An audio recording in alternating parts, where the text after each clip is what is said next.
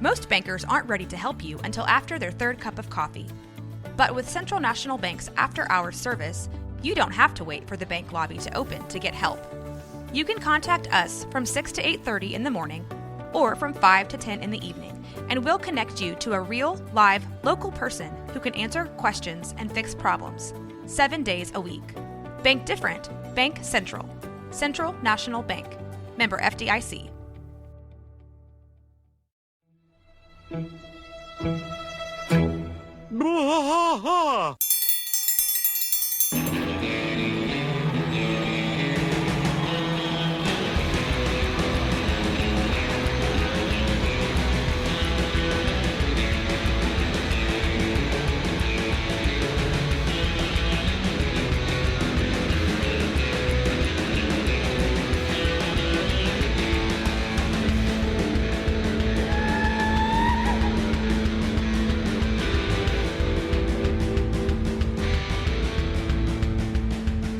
I tried to fight all through the night, deep in the heart of Texas.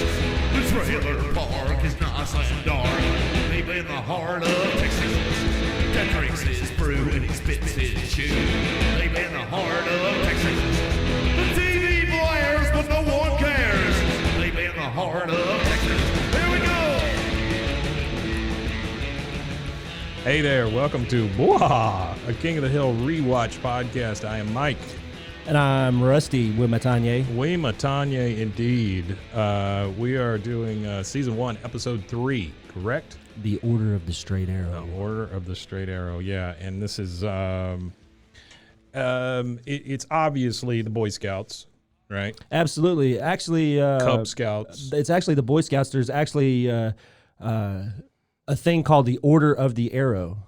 That's a part of the Boy Scouts. Oh, really? So this is the first time and the only time in pop culture that you will ever see the Order of the Arrow in a reference. And I guess it goes back to probably Mike Judge's younger days. He was probably younger, and he grew up in he was a Texas kid for some of his Denton? some of him, someplace like Denton. that, right? So I imagine he probably was adjacent, if not participated. I don't know if he participated. There was no information on that, but I'm pretty sure he was probably adjacent. They probably did, because I mean, we freaking all did. Yeah, it was a big thing. Yeah, it was a big thing. All right, so this one, I am the keeper of the flame here, and the flame being the theme song. This one starts off cold in the alley. Cold. Finally, we got them standing there in the alley doing their beer drinking and doing their talking. Yep, they're just BS and shooting it. And they're talking about the Order of the Straight Arrow. And then they flash back to Cotton when the original Order of the Straight Arrow, as far as Bill and Boomhauer and Hank are concerned. Yeah, you could see them. They're all little small versions of themselves. Little like versions Funko of themselves. Pops, yeah. And then Cotton is giving them a dress down. He's talking about how those who don't find a snipe will be dead. Yeah. You'll be dead. You'll be dead. Kill 50 men. Yeah, and then Eustace, the one kid we don't know, fails the silence test, gives up his silence stick, and Cotton has to break it in half. Yeah. Yeah, poor little Eustace. Useless Eustace. Hey, useless. We don't know he's useless until later, but yeah. So Eustace is out. Now we're following around. Well, before that, we've got the dads behind Cotton. None of them speak or anything. No, but you could see, you can tell whose dad is who. Absolutely, yeah. They're definitely Boomhauer, Dale, and Bill's dads. Absolutely. Yeah. You know, it's weird because Cotton's really the only one that doesn't look like his kid. He's the only one. Yeah. All the other ones they have, they're just like slightly different versions of what you get for like the main characters in the show, where they're like taller and huskier. The or only something thing like that Cotton looks like is Bobby Hill, and that's it. Bobby and Cotton are the only two. Like, he doesn't look anything like his dad. And Cotton from day one looks like he's 1,000 years old. Yeah, you know? yeah, easy. So you got little Dale, little Hank, little Bill, and little Boomhauer, and they're off in the woods, and they're talking about the snipe. And, of course, Dale is the one that wants to go out and catch them snipes. Yeah. and Hank has to tell him, it's all just made up. It's all made up. I love Hank's voice in this, or actually all their voices, but Hank's in particular because it's just a higher version of Hank's voice. And so instead of going and hunting hunting snipe, Bill says they're going to get Boomhauer says they're going to get snackered. We're gonna get snackered With I tell you Captain what. Colonel's Bloody Mary mix. Just add vodka. Just add vodka. Yeah, so they're sitting there slugging down some vodka right. mix, probably just tomato juice or something. And Yeah. I want to do this every day when I grow And up. Bill says he wants to drink like his dad every day, fly jets, and maybe be an astronaut. Yeah. And then Dale, I want to live in London. I'm going to be a rich millionaire. Yeah. Not just a millionaire. He's going to be a rich millionaire, and he's going to have people killed. Yep.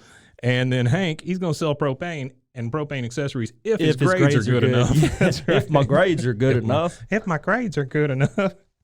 Yeah, and then we kind of fade back to reality or to current times, and Hank is kids and their crazy dreams. And then Bill is so sad he can't blink. Yeah. I'm so depressed I can't blink. Yeah, that's funny. He does it so deadpan, and he's Yeah. just staring into the distance. Yeah. And then we get our opening with the refreshment song, and I want it to be known: no bell, no yell this time. No bell, no yell. We just straight up the fast forward cartoon intro with the song. And then we fade into Bobby and Joseph having power drill fights. Yeah, they're sitting there on that canoe, sitting there power drilling or whatever it they're is. running at each other. Yeah, like jousting. Yeah, like they're going to joust with these power drills, but their cords aren't long enough, and so they both fall down. Yeah. Which is kind of fantastic. And then Hank continues talking about the Order of the Straight Arrow. Says he's going to make men out of those 12-year-old boys this weekend. Yeah, coming of age. That's Yeah. right. That's right. And Dale says that he, without the Order of the Straight Arrow and his dad, he never would have learned never trust nobody. And that's how he knows that Bob Dole's faking that dead arm. Rest in peace, Bob Dole. Rest in peace, Bob Dole. Poor Bob Dole. Joseph is asking about the life preservers. He asks if he can bring the life preservers. And Dale says, yeah, if you want to be a sissy. Yeah, if you want to be a sissy, yeah. Well, that's how it was. Like growing up for me, yeah. learning how to swim. Absolutely. I remember we were on somebody's boat at the lake, and man, back then it was, hey, you know how to swim? No. Learn. Push you in. Yep. Boom, and they just Yep. threw you off the boat That's in the middle right. of the lake, and they would move the boat, and they'd be like, oh, well, swim closer. And as soon as you got a little closer, they'd move it, and when you Yeah. start looking tired and wore out like you're about to die, then they would let you back in the boat. Not related to that. There were a lot of child drownings back then. There was But, a yeah, lot of child drowning sure. back then, absolutely. Not related at all. Maybe not. So after that, we see John Redcorn pull up, and this is the famous line, hey, Dale, there's your wife's, and then Bill says, healer. Healer, yeah. It's real slow, and Yeah. your wife's. Yeah, Healer. and they want to ask John Redcorn about stuff. Well, they want to ask about funny Indian stuff they can do during Yeah.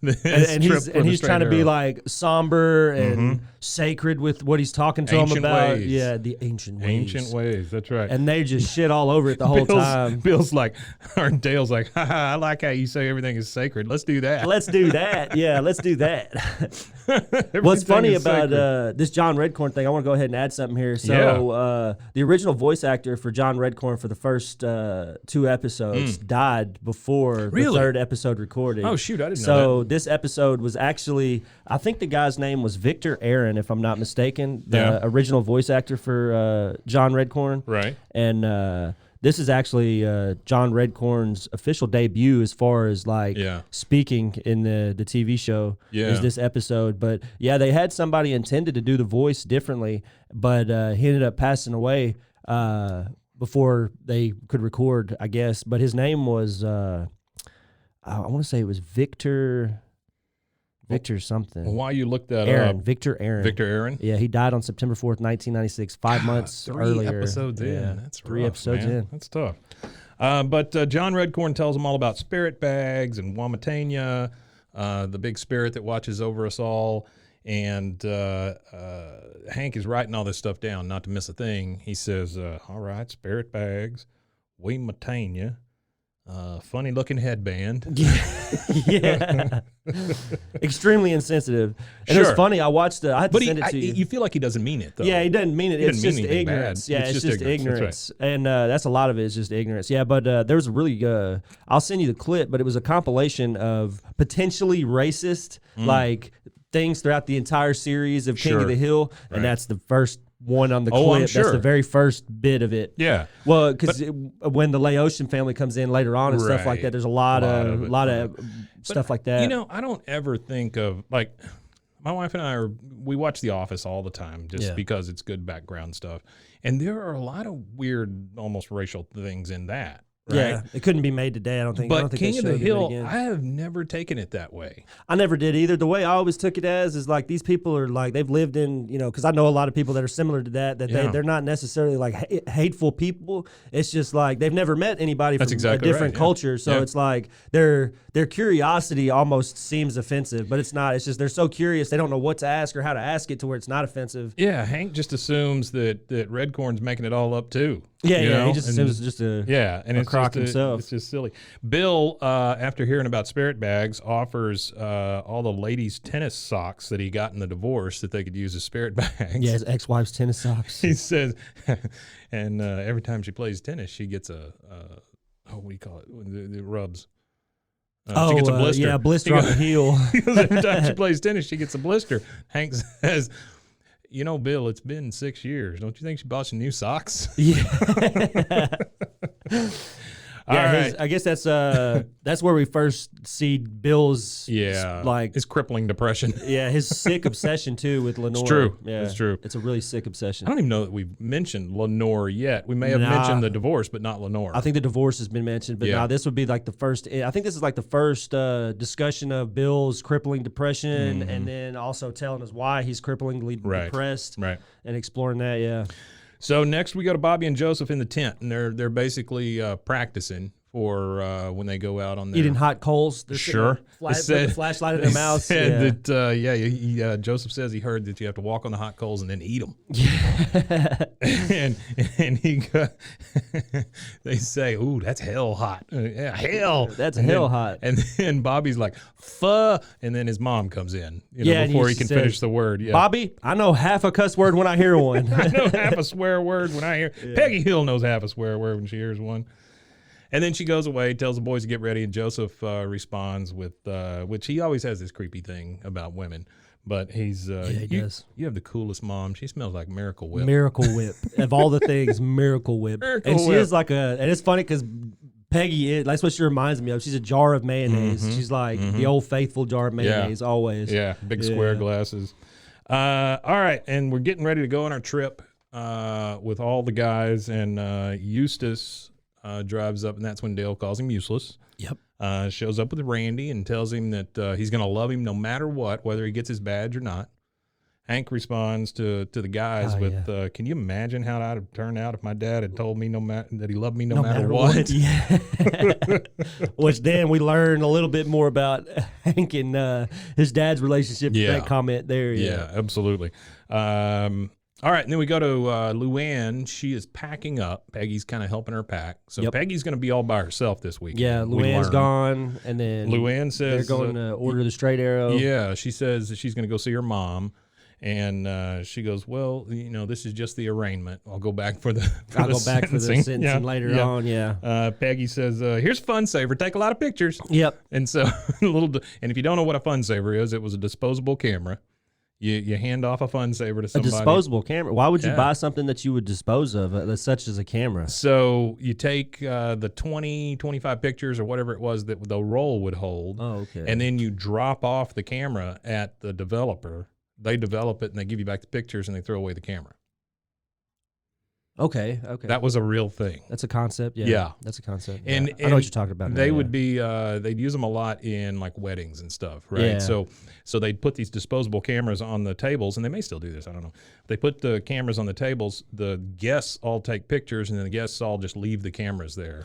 Yeah, I remember that. I remember them doing that at weddings back then. Sure. Yeah. And then I remember Mom packing it for church camp. Like, I'll take pictures, and it's in the like full wrapper, and you rip it out in a full wrapper, and it's just a damn camera. It's crazy when you think about all the waste that goes into that. Well, not only that, it's crazy to think about how many different devices we used to have to carry around with us to do all the same things our phone does. You'd have a camera, you'd have a iPod. I mean, you'd have all these different devices that you now could just do in one. Yeah, that's absolutely true. I think about that all the time whenever I see, well, again, reference to The Office, Toby is leaving to go to Costa Rica, and he doesn't have a camera. Yeah. And he screams to the office, "Anybody have a camera?" Because he wants to take a picture with Pam, and then he has to go out and buy a camera and then come back and take pictures. Yeah. All right, so Peg is seeing the guys off, and she says, "Here's a fun saver. Take a lot of pictures." She's rushing them out the door. She's trying to get them the hell out. He goes to start the car, and the car won't start, and Mm-hmm. then she like it cuts to her just like She Peggy Hill, good old country Montana, corn-fed Peggy Hill goes out there and starts that says- big old Lincoln. She says, "Pop the clutch." Yeah. Yeah, and they have to get going before And that's they. a big car, though. That's a big Yes. ass car for her to be pushing by Yes, herself. that's true, but And she wasn't hesitant at She all. is a stout lady. Oh yeah, definitely. Hank has a little bit of prayer before they leave. He asks the Great Spirit Womatania to watch over us on this trip, and then he ends with "Pee now, because once we're on the road, we ain't stopping." We ain't stopping. And that's very much a family trip thing there. Oh yeah, especially for my dad. The only person that he would stop for is my mom. Everybody else, if you had to pee, You better hold it. He would say, "You done with your soda? Pee in a bottle. Pee in that bottle. That's Pee in right. that bottle." So obviously Peg's ready for him to leave. They get out and they get going, and Peg jumps in the truck and takes off. I mean, fast. Like she's like, Oh yeah, she she's takes gone. off, Yeah, boy, in the truck. hauling ass. She's ready to go. So we're on the trip now with Hank and Dale. Hank and Bill and the boys in Hank's car, and then Dale and Boomhauer are in Boomhauer's truck. Yeah, they're riding in the pickup. And so we get the reminder that the spirit sticks are what they need to hold, and they need to be quiet as they have the spirit sticks. And they're actually what? Oh, they're Slim Jims. They're Slim Jims. Yeah. Or as some old Southern men would say, it's a chaw stick. Chaw stick. Yeah, That's it's a right. chaw stick. And the thing is, you have your silence stick, and he's gone ahead and started the 24-hour silence because he's already pissed off at all the kids because Yeah. they won't shut up. Well, with this 24-hour silence thing, I wanted Uh-huh. to touch back on the actual real Boy Scouts. Yeah. So that's actually a part of the Order of the Arrow is a 24-hour oath of silence. So that's actually when talk about continuity for like the reference that Really, the 24-hour thing's a the real thing. 24-hour thing is actually Wow. if you want to be a Boy Scout with the Order of the Arrow, Yeah. you have to have a 24-hour vow of silence. So That's a got to real thing. just be made up by the troop leaders. Just to I mean, get it has kids to to be shut up. successful though because Yeah. they have a website for it. So I mean, they have like an official like Order of Really? the Arrow website. Yeah, Oh, it's my goodness. oa-bsa.com. I wonder if And there it's- is an age limit. I would like to go participate. That's what I'm I mean, saying. just go You be a would- sponsor you would- and go help out. I'll take my kid with me. We'll drag him No, along. I want my patch. There you go. Oh, you want your patch? Get I our want Order my of the Arrow patch. That's right. Yeah, I should look into that. Yeah. The reason that Hank is so pissed off is they are saying Womatania before and after they say everything. And this Yeah, being the boys in the Womatanya, car. yeah. Womatania. And they are playing the license plate spotting game, like you would play with your brothers, sisters, cousins, whatever, when you're on a road trip. Yeah, you riding down spot the the different highway. license plates. Yeah. The problem is they're in Texas, so it's all Texas license plates. All Texas. Unless you're by the border, it's all Texas plates. Womatania, Texas, Womatania. I don't know. These days, a lot of California plates in town. So That's true. A lot of That's California true. plates. So, like I mentioned, Dale and Boomhauer are in the truck. Dale thinks it's a good idea to start mooning the children. Yeah, well, I have to correct Boomhauer here. Boomhauer calls it a pressed ham, which a pressed ham is technically when you press your ass against the window, Sure. and he actually does what you call hanging. He rolls the window down and he hangs his butt cheeks out the side of the car. So Boomhauer called it a pressed ham, which just for continuity purposes, it wasn't actually a pressed ham. It We was a obviously hanger. understand, though, that a lot of these people don't understand what the hell Boomhauer's saying. No, not at Yeah. all, ever. That's right. Like, and it's funny because it's throughout the whole show. He tells on them. He gives all kinds of secrets. He's and the says first all one. kinds of stuff. Yeah. First one to say something. Yeah. And it's always gibberish to the person who needs to hear it. Yeah, so Hank is back reminding them that each time you talk, I take a bite, and 5 bites and you're out. Yep. Hank pretends to go to sleep at the wheel. Joseph. Well, hold on. So yeah. Bill looks over at Hank and says, "I'm getting hungry." Oh, yeah. And then Hank goes, "Watch this." He said, "I'll help you out." And he grabs it. He's holding on to the steering wheel. And he dips his head down a little bit, and he starts to go over, and he hits the speed bumps. Yeah. And then the kids like, oh, the kids freak out. And Bobby says something. He's like, Yep. all right, hand your sticks up, boys. And they all hand the sticks Bill's up. eating all the sticks. Eating all of them. Yeah. And they do say something to Randy about that's why your dad wasn't successful or whatever. Oh, yeah. He goes, my dad's a successful patent lawyer. That's right. Poor kid. And then what did Hank say after that? He said something. He said, my dad's a successful patent lawyer. And then I can't remember what Hank said right after that. Yeah. Oh, well, it was funny. Whatever So it was. Bill's still hungry. And so he challenges the kids. He goes, who wants $1 to say something? And then Yeah, they all start. they start saying something. He starts eating their sticks. Yeah. So they pull up to the state park where they're doing the big trip. Yeah, John Wayne State Park. John Wayne State Park. Yeah, and we see that there's a ton of traffic. Number one, in the great outdoors. Yeah, absolutely. Well, that's the funny thing about it is that's kind of, I guess, a joke and like a tongue-in-cheek thing what they do with like this outdoor space. So it's kind of funny whenever you go to these places. I've been to national parks and I've been to like Bryce National Park in Utah and Zion and stuff like that.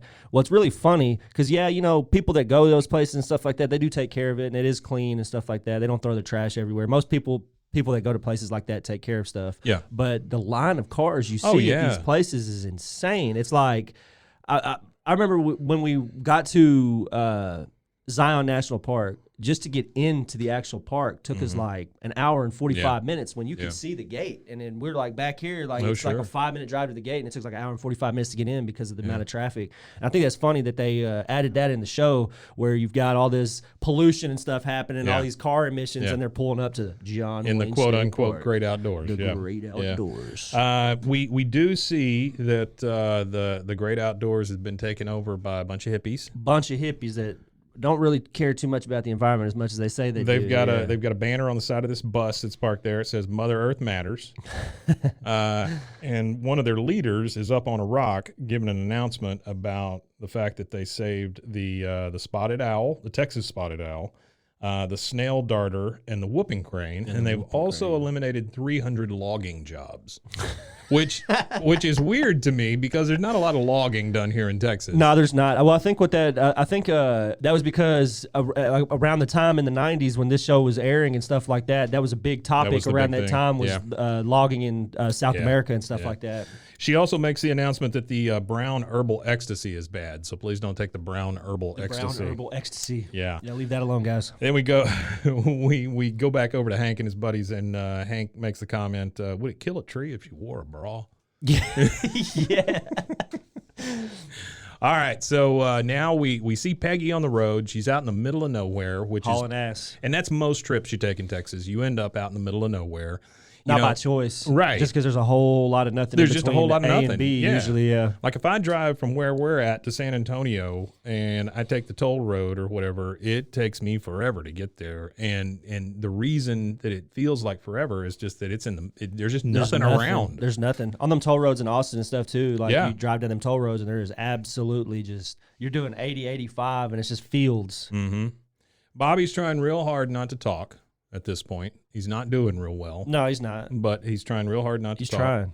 Hank introduces himself as Kicking Elk. Kicking Elk. That's an ad lib too. That wasn't scripted or nothing. Oh, so really? when they were doing that, that was an ad lib. They popped that up, and I guess Mike Judge and all his eternal wisdom that just sprung forth. But yeah, that was what I was reading about. They said that was an ad lib. Yeah, he gives them the whole speech about how they need to protect the earth and they need to protect water and so on and so forth. We then go over and we see Peggy finally getting to a destination. She pulls up to the Motel 7 and introduces herself as Senorita Gracia Ebenazi, something like that. Oh, she Gracia Ibanez. Ibanez, so, there we go. Gracia is grace in Spanish, and then Ibanez is a guitar. So she's Guitar Grace. She's Guitar Grace. So Great. I imagine that Mike Judge being a musician of sorts, Sure. that's probably where that came from. Yeah. So she's staying in the Motel 7. We still don't really know why. We know that it's it's not a 6 or a Super 8? No, it's a Motel 7. Yeah, we don't want to get in trouble, so it's a Motel 7. Right. So, again, we go back to the boys, and which is weird because we're making kind of a time shift here. Peggy pulls up at night, and the boys and them, I guess it's starting to get dark where they're at, but they're talking about Mother Earth and all this stuff, and they're doing the chant. for Wimatanye. Wimatanye. Right, and one of the parts of the chant is that the straight arrow is against Bill HR 57, which would allow for South American propane imports. Yeah. That's right. Yeah, which I think is fantastic. So Well, it's a great joke, and it's funny though Yeah. because we talk about logging and we talk about this. Well, Mike Judge is, his roots are in Ecuador and South America, so yeah. mentioning all these things, there's South American problems too. So the logging was a South American Sure. issue, and then that the import of South American propane and stuff like that. So we're going on to the snipe hunt now. They brought all these boys out, and they're gonna make them go on a snipe hunt because that's part of the rite of passage. That's part of becoming a man. It is, and it's I don't know if it's like a worldwide thing. I don't know if it's a Texas thing or if it's a Southern thing. Yeah, but I don't know either. I don't know I've heard how about many it all my life. snipe hunts I participated in. Yeah. I was never gullible enough to participate in that because my dad was a little country, so like Sure. you can't really pull the wool over somebody that lives in the woods' eyes, I guess. So Right. like as far as that, but I remember going on church camp a bunch of times, and you know, I was always like one of the older ones, and we'd always have the younger guys, and we'd have them out Sure. there with their pillowcases and stuff like that out there Spirit in the bags. woods for like their spirit bags.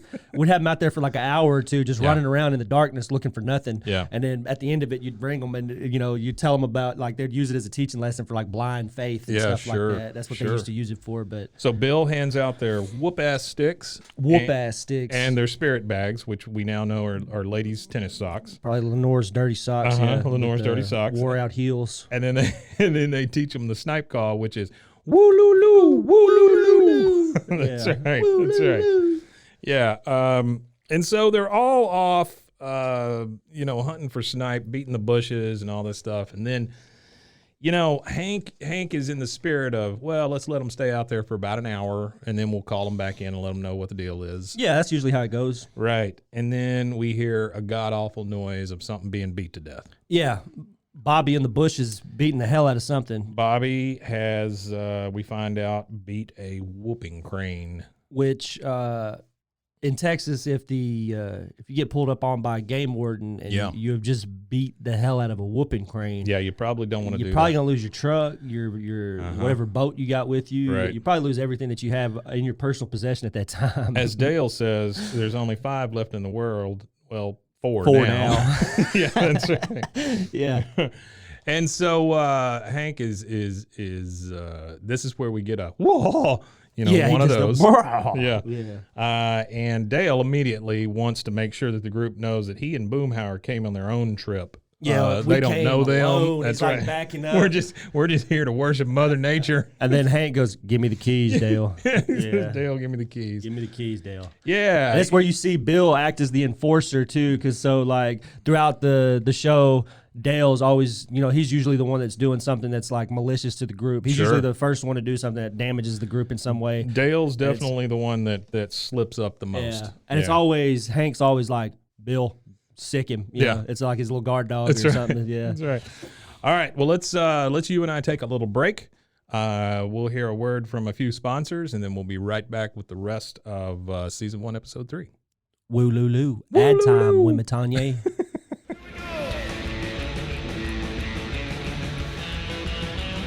And now a word from our sponsors.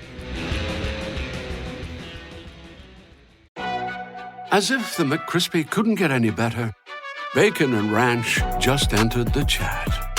The Bacon Ranch McCrispy, available at participating McDonald's for a limited time. Ba-da-ba-ba-ba. All right, we're back. We have the boys in a snipe hunt. We see that Peggy is at the Motel 7.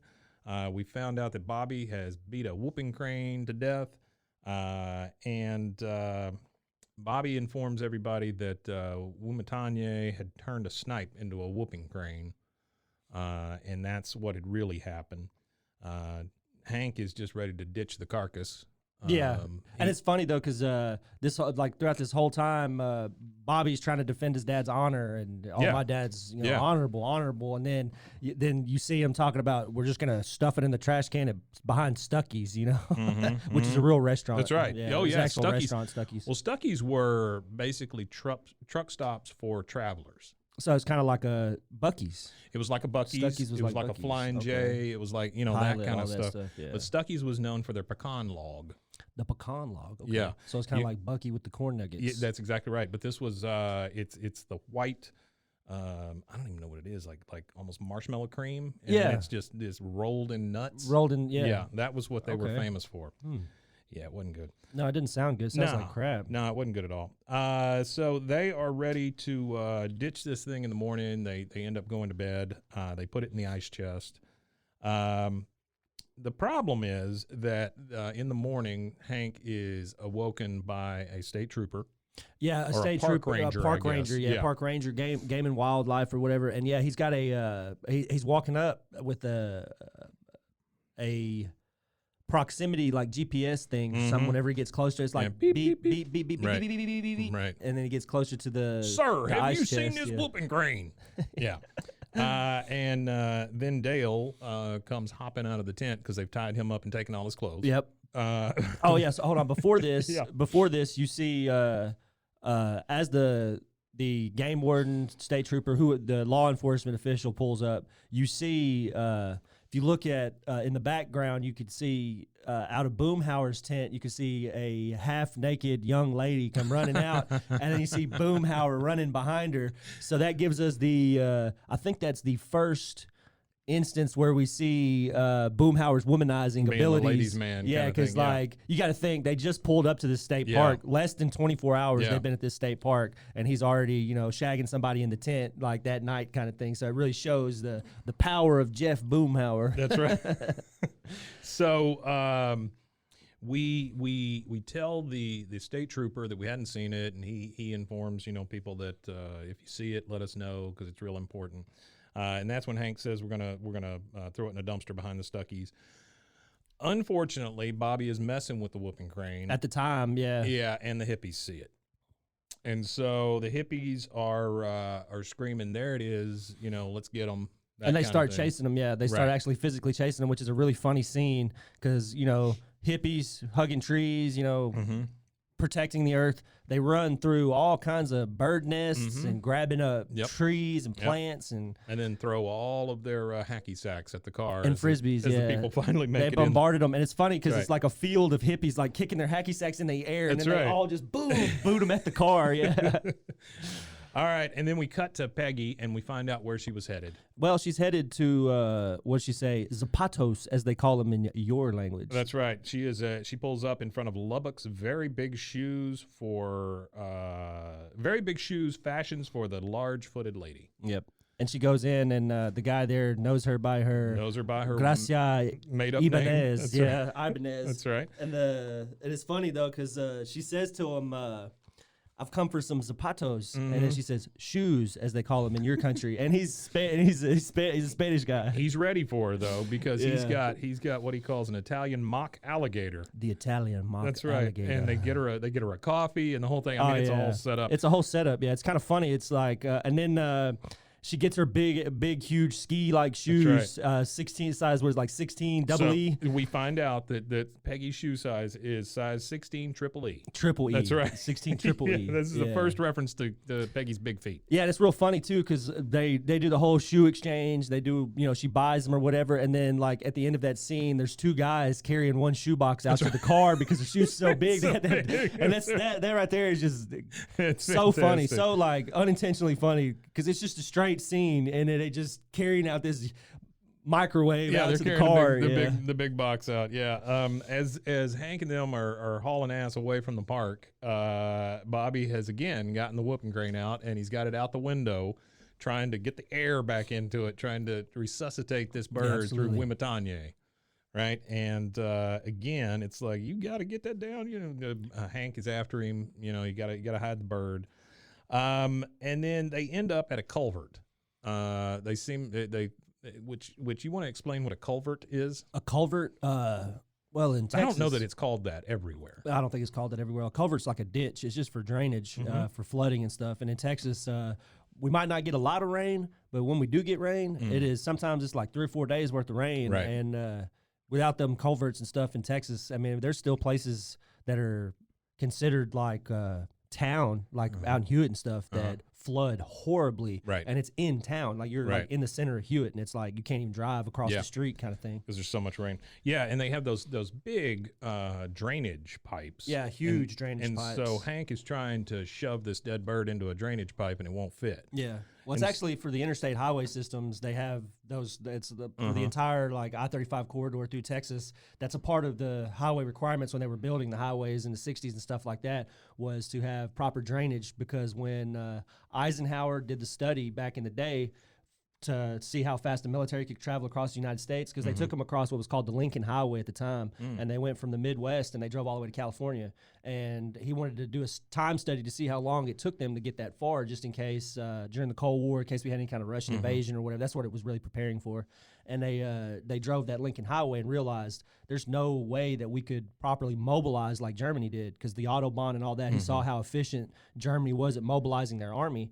And he was like, well, we got to, put this highway in. And that was one of the things, was the Lincoln Highway was always flooding and always had flooded issues and stuff like that. Yeah. So whenever they were doing the highway designs, they added culverts all the way through it in certain lengths and certain places and stuff like that to attribute for rain. And also, completely unrelated, I know I'm going off topic. No, you're good. The highway also has certain lengths that have to be straight for a certain amount of distance. So they have to have straightaways that are a mile long. That way, what they would do in case of like a invasion of the United States, all of the middle berms, all the stuff you see in the middle of the highways, they would clear all that out, and they would have mile stretches that they could use for airstrips. So the whole interstate highway system is designed for military purposes only. Wasn't even made for us. I didn't know any of that. That's it was made for the military. Crazy. That's great. So the bird won't fit in the drainage. No, it doesn't. He's sitting there trying to stuff it in the drainage too, and he's not like being gentle or anything. He's just grabbing this bird and he's like trying to stuff it, jamming it in there, like you're stuffing in a Thanksgiving turkey. And so the bird ends up on the ground again, and Bobby starts kind of praying over it. Right? He's praying shamanism. to Weematanya. Yeah, Weematanya. Yep. He's trying to get the bird back to life, or he's trying to, finally do the sacrifice. Yeah. And Hank has to tell him that it's all BS. And that's a hard point for Hank at this point, because Bobby, like I said, Bobby's just defended Hank to the hilt, and now he's got to say in front of everybody, after he's already told, dang, what the hell's his name? John Redcorn's son.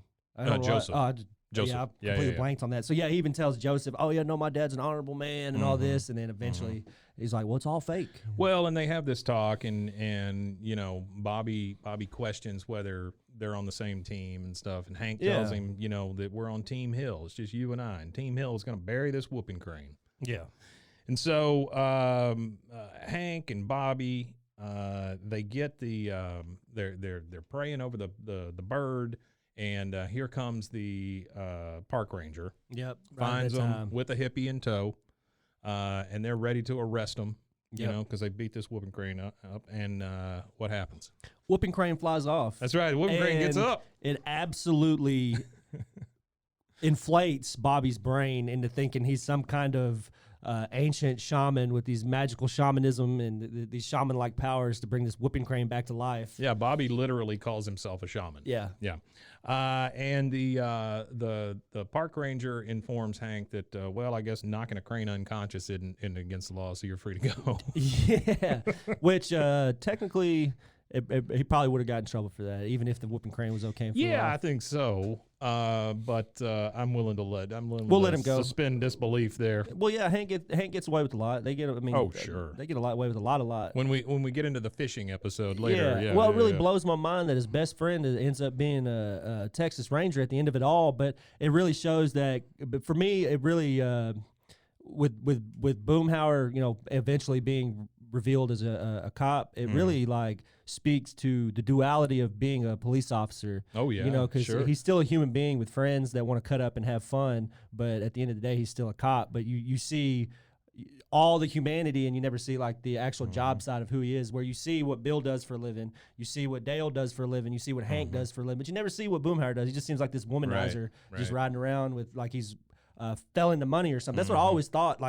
He's just a womanizer that has had a rich dad or a rich uncle or rich somebody in his family. When it turned out he was just a Texas Ranger the whole time, which is really weird. But I like it, and I really hope that in this new show, the new which if everybody doesn't know, About 3 weeks ago, I believe it is now, Mike Judge and Greg Daniels revealed that underneath a new production company called Bandera Animation or Bandera Entertainment, I don't know what they've called it. It's Bandera is the name. Yeah.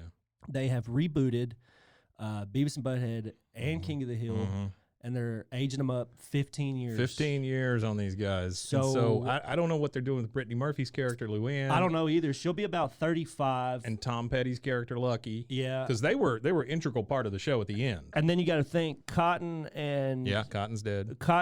Well, actually, Cotton could technically still be alive, but he would be in his very late 90s if he is still alive. Because World War II vets are on their way out, but he dies should still in the be show alive. later. He does, doesn't he? Yeah. Yeah. So he's gone. He dies. He's definitely gone anyway. But as far as everybody's aged up, Spoiler it's supposed to be alert, like, yeah, spoiler alert. Yeah, we're full of spoilers. So I think like Luann's supposed to be like 35, Bobby's supposed to be like 28. I just can't wait to Hank see. and Peggy are in their mid 60s at this time. I cannot wait to see a 30-year-old Bobby. I can't wait to see a 30-year-old Bobby. 30-year-old Joseph. I can't wait to see like what happened to him. A 60-year-old Dale. Yeah. Like a 60-something-year-old Dale is that's what I'm really looking forward to, is seeing Dale and then seeing what they do with Boomhauer. And then you know what would be really funny with Bill? If Bill like got his shit together, and then like we see Bill as like this fit guy like he was in his previous life, you know, before he met Lenore and everything. When he was in the military, he was all like fit and everything. Yeah. So I don't know, it's gonna be good. Or he's back with Lenore. Or he's back with Lenore. One or the other. Yeah. Lenore figured her life out and came back. Yeah. Either one of those would be fantastic. Okay, and then we get our credits and we get our slow roll of the song out, and then we have a post-credit scene, which is not common for King of the Hill. Not common for a lot of these animated shows. Sure. You don't really get a lot of that. Yeah, you get maybe some quotes thrown at you at the end during the credits or something like that. Well, usually with King of the Hill, they have a one-liner at the very end at the production screen. Yeah, that came from the show. This particular episode. I think at the end of this one, it was woo-loo-loo, woo-loo-loo, Bobby screaming. But this is an entirely new clip that we have at the end. Hank's home. Peg's home. She's got this giant box that's got the shoes on it. Yeah. And she's taking a file and filing off the number 1 on it, so it looks like it's a size 6. Yeah, she doesn't want... being married for as long as they've been married, you would think that by this point, like, you know, it's like farting in front of your significant other. That's like, right. She's been with Hank so long, you figured that the shoe size and stuff wouldn't matter. But she still tries to hide it. And that whole episode is her literally just trying to hide the fact that she was buying big ass shoes. I love that she would have a size 6 versus a 16. A 16. There's no way you pass would that be off. like this big, and a 16 is like, you know, huge comparison. So Hank asked her, you know, how'd it go over the weekend? Did you do a little shopping? She said, yeah, I bought a microwave. He goes, man, this family goes through microwaves like crazy. Like people go through shoes. People go through shoes. That's right. Yeah. Well, another fun fact on this episode, I didn't add it earlier, so I add it now. So when Bobby and Joseph are in the tent in the living room, and they almost say the F word, there's only 3 instances in this episode, in this show, where a curse word is almost used. There's that instance, and there was another one with Ted. I can't remember his last name. He's the Wasanasong. Wasanasong. So it was Ted Wasanasong. He says pig fucker in some episode, but they ended up changing it to pig farmer. Right. And then there's another episode where Dale says the F word, but there's only 3 instances of that. They're all, you know, muted or whatever it is, but those are the 3 instances. Yeah, I don't remember any bleeps. Interesting. No, there's no bleeps. I don't think they have any bleeps. I might go back and look at those episodes that have that and see if they bleep them out or not. I think it's funnier when you bleep or blur somebody's mouth out. You know, a lot of the time. But in animation, that's a little rough. Yeah, it didn't work in animation as well. Yeah. I like the almost cuss, like where he goes fuck, and then she's like, "Oh, I know half a cuss word when I hear one." Well, it reminds me of like being a kid, and you know, you heard all the cuss words and stuff like that, and you know, you might mutter one under your breath, and then your mom barely hears what you said. You're like, "Oh, she didn't hear me, did she?" I was really bad about that when I was a kid, muttering stuff under my breath, and I remember specifically one time. My mom was like, she had called my name to come to the other room, and as I was walking towards her, underneath my breath, I had said, "What the fuck does she want now?" Sure. And she heard me. She heard me enough. That little breathy, "What the fuck does she want now?" And she says, "Well, I want you to do what you're told. That's what I want you to do." And she said, "For cussing, you can go sit down and wait till your dad gets home." That's funny. Yeah, I used to record these tapes as a DJ because I was a lonely little only child. And so I would get these cassettes and I would record like my DJ radio show, Yeah. right, with songs and stuff in between. But I would cuss like a friggin' sailor for some reason. Yeah. And my dad found those tapes one time. And he was not happy. No, Yeah, I'm sure he wasn't. Not a great day. No, Yeah. it wasn't. Here's another fucking song. You know, that kind of, yeah, here you just go. stupid stuff like That's that. kind of cool, yeah. I did something similar to that. I did it with accents, though. I would record myself doing different accents. Oh, really? Yeah, and just talking shit in different accents. Oh, that's funny. I wish I knew where all that stuff was. Probably lost the time. You were going to be a voice actor. Yeah, voice actor. That's what I guess that was the goal at that time. I don't know Yeah. what that was. Yeah, it was fun though. Whatever it was, I was really good with accents as a kid. I'm not as good at them now, but Right. I used to be able to do. I used to be able to do the whole entire King of the Hill cast. Time does take a lot of that away from us. Puberty. Yeah, that's true. That's pretty much where all of it went. Ball I could do dropping all does the it. I could do all the voices and stuff. I used to be able to do the whole King of the Hill cast, but Wow. when my voice changed, whatever it was, I lost it all. Well, this is one of my favorite episodes because it's so succinct. It's so quick. You involve almost Yeah. every one of the characters. Well, I think when we're It's a really good one. done with this season, we do a cap episode for Yeah. the season. I think this right here will probably hit top 3 for the season as Oh, far yeah, as episodes definitely. go. Well, you find out so much about the characters in this one. Yeah, and it's like I think the first 2 episodes are like a good structural, give you like the architecture of the show kind of thing, and then Right. the 3rd episode, the jokes really take stride. You really have like every scene is just boom, boom, boom, boom, boom, joke, joke, joke, joke, joke. Whereas 1 and 2, the first 2 episodes, it doesn't seem as pointed. You don't seem to get as many, direct jabs as you did in 3. So I feel like that's where they're starting to get their legs underneath them, the writers. They're starting to get a feel for it. This is one of those episodes where, and this happens a lot in situation comedies, where you start to learn the characters, so the jokes are based on the characters rather than general situations. Yeah. You know? It's character jokes too. Yeah, and that as a viewer, you start getting paid off for watching. Yeah, and you start to take all these people in, and start to like you start liking them and start thinking about them, and they become more about- personable to you. Yeah, more relatable. And you know about their limitations, and you know about their successes and their tragedies and all that stuff. Yeah, and that's comedy is that Yeah. juxtaposition between tragedy and It's true. and good things, and that's laugh now, cry later kind of thing. You know what I mean? And that's what this whole show really does touch on. The whole King of the Hill series really does that throughout the whole show. It's they make fun of tragedy, and they really do speak a lot on like the life tragedies and stuff. Are really like if Yeah. you really took out all the humor out of it and you were watching it, you would think you were watching Jerry Springer. It's true. Like you get like even the Especially Laotian. Bill. Well, even the Laotian guy in the Yeah. neighborhood goes on the like when he turns into a wild redneck and he does the Yeah. fighting and stuff like Yeah. that. Like even he has those kind of struggles. Well, you find out that he's on medication and all kinds Yeah. of. I mean, It's a really good show that really teaches you and shows you that we're all human beings at the end of the day, and everybody's fucked up in some way, shape, or form. And you got to stick together as a community, and everybody get through all the bullshit together, kind of thing. That's what I like about the show. it's so That's what I weird really like that about it. it's so weird that animation is so much easier to teach us that than An actual sitcom than or actual something people, like that. yeah, Yeah, yeah. it is. And I think what it is because it allows, like in an actual TV show with actual actors and stuff like that, you have to kind of skirt around certain things. You can't be as direct because those people have to exist as human Yeah. beings outside of the show.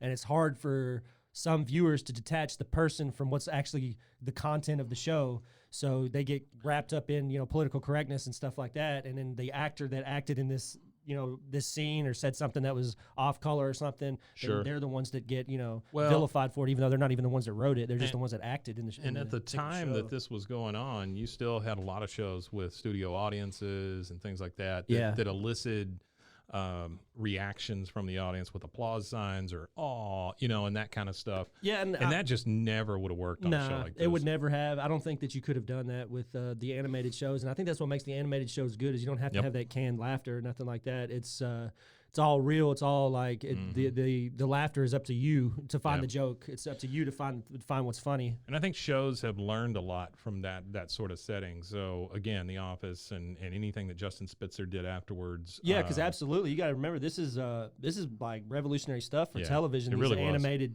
all these adult animated programs with The Simpsons and everything. Like at this point, The Simpsons only like 6-7 years old when the show aired, I Right. think. So And such a difference between those two shows because The Simpsons, you could do otherworldly type stuff. This was all based in reality. Yeah, yeah. You know, there was gravity here. There was sadness here. There was happiness here. Yeah. There was, you know, Well, I feel like what problems it with is your is like neighbors. an adults. It's like the adults taking over cartoons again for themselves, because like cartoons in their original format were targeted for adults. Right. You know, because kids were working in the mills and stuff, and you know they're at work while we're enjoying leisurely movies and news clips and stuff. Sure. So of course, the good old days. You yeah, mean. the good old Sure. days. Yeah. Right. Back when everybody earned an income in the household. Come on, Tim, give me your check. 10 years old. Yeah, give me everything you earned. What'd you get? Oh, 10 pence. I That's earned an mine. apple. Yeah. That's right. So you get that.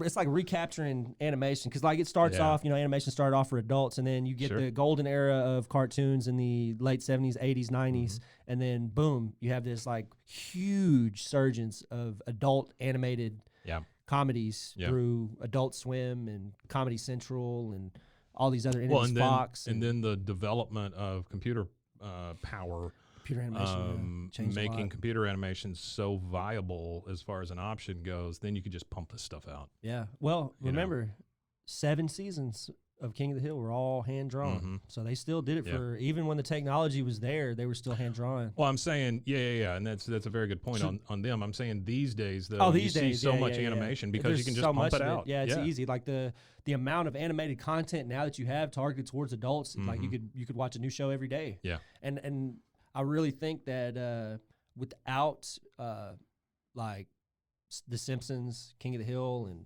Futurama and stuff Yeah. like that, all those early ones, you might not have as much of this great animated comedy that we get. And Adult Swim too was pretty revolutionary. I had to give them their props, because as far as animated comedies go, they probably had some of the more like cult hits. Oh yeah. Outside of the mainstream, where you got Fox being Space mainstream. Ghost is always the one that we talk about, but that's the one that brings it to life for me. And I read last night that Futurama's being rebooted on Hulu.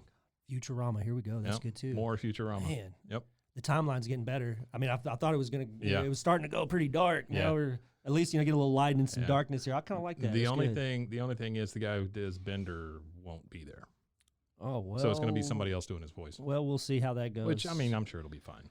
Same writers, same writers and everything. situations. So I hope that. Well, that could kill it for me though. I'm not Yeah, it's gonna lie. true. Voices for me means. I mean, it's a big deal. It's just like with this new reboot of King of the Hill. Like, how are the voices gonna pan out? Because they don't have any. Well, you know what's funny about all that is all the talking about computer technology and all the animation and stuff versus live action. If anybody watches the Mandalorian Star Wars show or the Book of Boba Fett, you will see a young Luke Skywalker in one of the episodes. And I don't know, maybe more past that. That's what I watched, is one episode where there is a young Luke Skywalker teaching Grogu, who's Baby Yoda, how to be a Jedi. And it's obvious that it couldn't be the real Mark Hamill. That they aged him down with computers. And then I read that but it was Mark Hamill playing the role, but they had aged him down, or no, I read that the voice was not voiced by anybody. What they did is they took every word that Mark Hamill said as Luke Skywalker, fed it into a computer, and then an AI did all of his speaking for him. Wow. Hey, it's kind of funny you mentioned that, because But think about that. You're getting away from using real actors. At this point. You don't even have to use actors. So even real acting is going to sorts of animation, kind of. That's how they finished one of the Fast and the Furious movies after Paul Walker died. Yeah. They used his voice, and they had his brother doing the actual physical part, and they used AI to do his voice. And it's funny about this AI thing that you're talking about, because I've seen the deep fake stuff that they do on the internet. That was the other thing. They used a deep fake artist to do his face. Well, there's a streamer that I watch. He's a political streamer that I watch, and he has what he calls, it's an atmosphere that's around him of content creators that take his content and put clip videos and stuff like that, and they make money off of his content too. But he doesn't ever DMCA flag anybody, because he's a millionaire, and the way he sees it is I'm making my money. Why not spread the wealth, even though they're using his content to make money? Sure. But there's this one guy, specifically a YouTube creator called Austinox, and he does these deep fake videos and stuff, and he'll take these streamers and he'll do all this AI and all this CGI and voice stuff, and he'll make video clips of them saying stuff, but it's not them, it's just this deep fake stuff, and it's him really just trying to show everybody how crazy this technology is, and how you could even live stream with this technology and use somebody else's complete identity to live that's stream. coming. That's coming. Yeah, you're going to have, you've already got concerts by avatars. Like Fortnite. Fortnite does. They have concerts in the middle of video games now. They do live shows, like where you and I would buy a ticket, go into an auditorium, and watch an avatar on a screen give a concert. Yeah, that's the creepiest. Well, they weirdest have thing it. to They me have ever. it now where you sit at home. So my son, there was like a Travis Scott concert or something, but I was like, well. Like, how much are the tickets? When is it? Are we gonna, do I need to? Right. Or you going with a friend? Are we chaperoning? What are we doing? And he was like, oh no, we're just gonna sit in the living room and watch it on TV. I was like, what are you talking about? He said, well, inside the video game. So you load into your game and you're in like this open lobby with other people, and it's just huge. Like, it's just a concert right in front of your face, kind of thing. Yeah, metaverse. Yeah. Ready Player One. Well, I was looking through that too because we got him a VR headset for Christmas, and I was looking through just the features of it. Just checking out parental controls, really playing with it. And while I was doing that, there's like the MLB has like a contract to where they do baseball games in VR.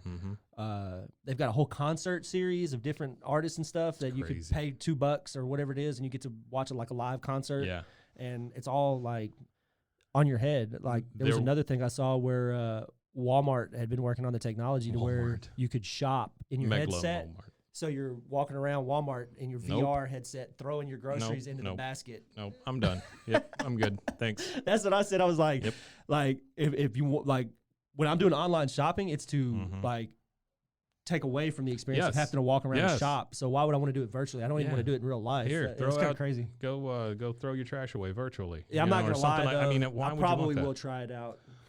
Just for fun. Yeah, I said I'm done, but I'll do it too. Yeah, I hate putting one of those things on my head. I don't like it either. It gives me a headache after about 30 minutes. That's the next hump, right? If you can get over me having to put something on my head that big, then maybe we're talking. Well, soon it's going to be just as simple as our glasses here, Mike. And that would be fine. I'd be okay with the glasses. Won't be long. Yeah. But yeah. They just got to condense everything. That's all it is now, is condensing the technology to smaller. If you've stuck with us this long, remember this is a King of the Hill rewatch podcast, and we're now King of the Hill talking rewatch VR. podcast. Yeah. So, all right. Well, that was season 1, episode 3, Order of the Straight Arrow, and really great episode. It was fun again, Rusty. Always have fun. Oh, doing absolutely. Wimitanye, check us out on RogueMediaNetwork.com. Wimitanye, indeed. And just remember, I am so depressed I can't even blink. Can't even blink. Bye.